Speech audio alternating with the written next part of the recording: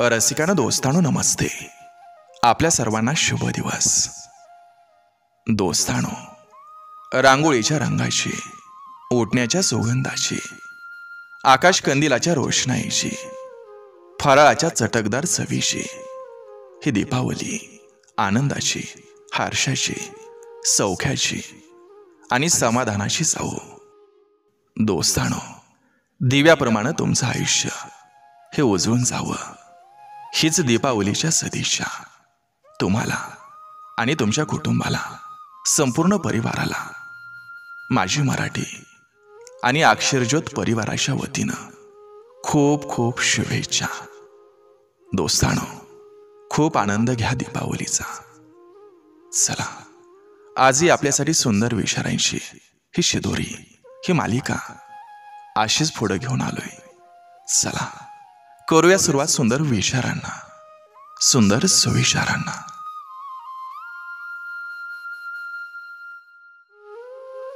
आई वडिलांना रडवणारा आयुष्यात कधी सुखी राहू शकत नसतो. आयुष्याच्या प्रत्येक वळणावर आनंद दडलेला असतोय, तो फक्त शोधता आला पाहिजे. आपण कोणाच्याही घरी कितीही दिवस राहिलो तरी आपलं घर ते आपलं घर असतं. मग ते भले छोटं का असेना, घर लहान असलं तरी मन मोठं ठेवावं, म्हणजे सगळं काही सामावून घेता येतं. माणूस एकाच कारणामुळं एकटा पडतो. आपल्या माणसांना सोडण्याचा सल्ला तो परक्या माणसाकडून घेतो. कधी कधी सगळ्यांच्या भल्यासाठी स्वतः एक पाऊल मागं घेणं हे शहाणपणाचं ठरत असतं. जुनी कपडे, आई वडील, गरीब मित्र आणि साधारण राहणीमान, जीवनात या चार गोष्टींची कधीच लाज वाटू देऊ नका.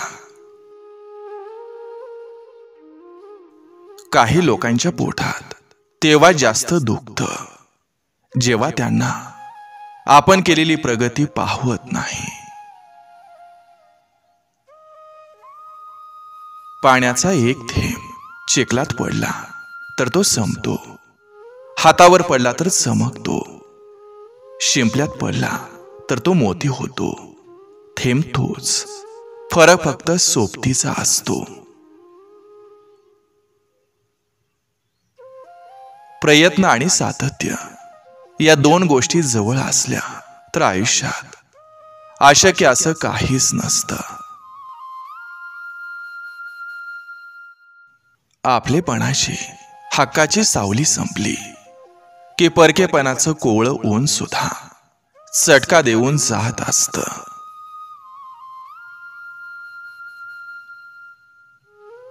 सगळ्यांना चांगलं समजणं सोडून द्या, कारण लोक बाहेरून दिसतात तसे आतून नसतात. मैत्री हसणारी असावी, मैत्री रडणारी असावी, प्रत्येक क्षणाचा आनंद घेणारी असावी. एक वेळेस ती भांडणारी असावी, पण कधीच बदलणारी नसावी.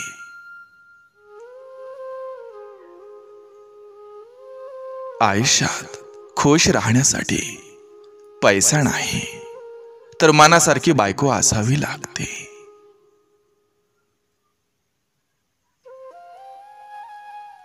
एक नातं असं असावं, वेळ असल्यावर नाही तर वेळ काढून बोलणारं असावं. सुखातच नाही तर दुःखातही साथ देणारं असावं. टाइम जात नाही म्हणून बोलणारं नाही तर मन राहवत नाही म्हणून बोलणारं असावं. माणूसच माणसाचं औषध असतं. काही माणसामुळं वेदना होतात तर काही माणसामुळं वेदना कमी होतात.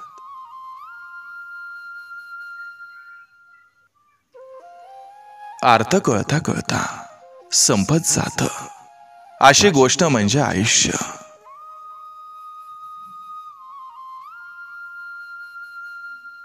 परिस्थिती निर्माण करणं हे आपल्या हातात नसतं, तर अनेकदा परिस्थितीच आपल्याला निर्माण करत असते. तुम्हाला जे साध्य करायचंय ते तुम्ही अजूनही करू शकता, कारण उशीर असा प्रकार कधीच नसतो.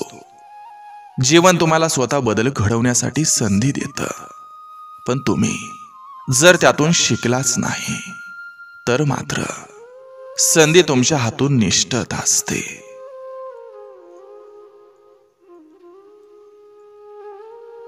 पकडून ठेवलं की त्रास वाढतो, त्यापेक्षा काही गोष्टी सोडून दिलेल्या बऱ्या असतात. आदर कोणा माणसाचा होत नसतो, तो गरजेचा होतो. गरज संपली की आदर संपला. जगात सगळ्यात मोठी रिस्क ही लग्न आहे. नशिबानं चांगला लाईफ पार्टनर भेटला तरच ठीक, नाही तर स्मशानभूमीच्या भिंतीपर्यंत माणसाला कॉम्प्रोमाइज करावं लागतं. कोणासाठी कितीही करा, शेवटी समोरून एकच वाक्य असतं, उपकार नाही केलं. आपण ज्याला आपलं मानतो तोच आपल्याला फसवत असतो. अपेक्षा खूप कमी असतात, पण समोरचा त्याला वेगळा अर्थ लावून आपल्याला चुकीचं ठरवत असतोय. मनात असेल त्यासाठी आपण कायम तयार असतो, पण ते चार चौघात आपल्याला किंमत देत नसतात. स्वतःसाठी थोडा वेळ काढून जगत चला, कारण जबाबदाऱ्या कधी संपत नसतात. सगळ्यांसाठी जगता जगता स्वतःसाठी जगायचं राहून जातं. ज्यांच्यावर जबाबदाऱ्यांचं ओझं असतं त्यांना रागावून रुसून बसायला वेळ नसतो. ज्याला अर्ध्या वाटेत कोणीतरी सोडून जातं त्याला तिथून पुढे शेवटपर्यंत घेऊन जाणारं हे कोणीतरी असतंच. साधी वस्तू हरवली तर माणसाला दुःख होतं. ज्याच्यावर आपण प्रेम केलंय ती व्यक्ती दृष्टीआड गेली तर ते दुःख कसं असेल.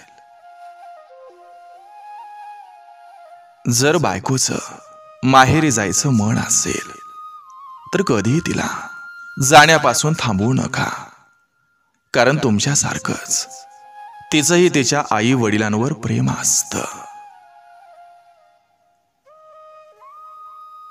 तोंड पाहून मैत्री कोणीही करतं, पण मन पाहून जो मैत्री करतो तो लाखात एक असतो. प्रत्येक मुलीच्या आयुष्यातला सर्वात पहिला मित्र म्हणजे तो तिचा बाप असतो. पुढच्या व्यक्तीची वागणूक सांगते की आपलं त्याच्या आयुष्यात किती महत्त्व आहे.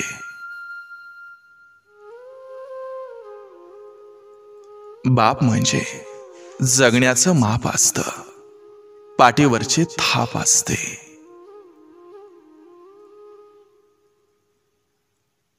नखरे तिथे चालतात जिथं खपवून घेतले जातात, आणि खपवून तोच घेतो जो स्वतःपेक्षा जास्त जीव लावतो.